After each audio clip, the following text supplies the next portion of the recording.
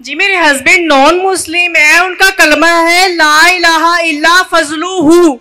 वो पीर परस्त है, पीरों से मांगते हैं, सजदा भी करते हैं कब्रों को।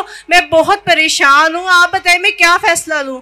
क्या मैं उनसे तलाक ले लूँ या उनके साथ सरवाइव करूँ? ये मामला मुझे बाद में पता चला है।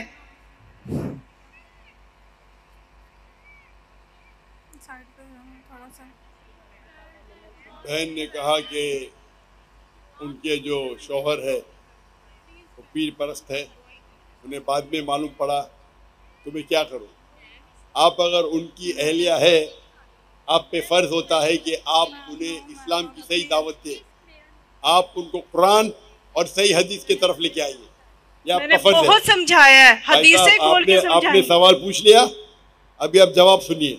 आप बीच में अगर इंटरजेक्ट करेंगे तो मैं जवाब नहीं दे सकूँगा। आपने सवाल पूछ लिए, अभी आपका सवाल ख़त्म।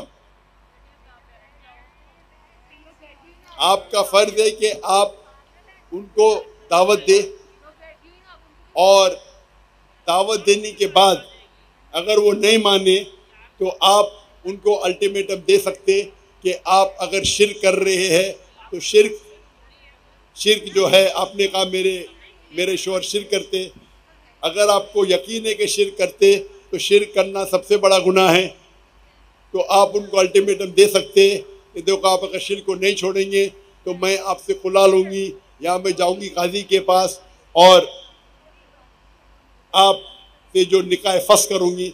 ये इस्लाम में शरीयत की इजाज़त है कि आप खुला ले सकते हैं या निकाह फस कर सकते हैं।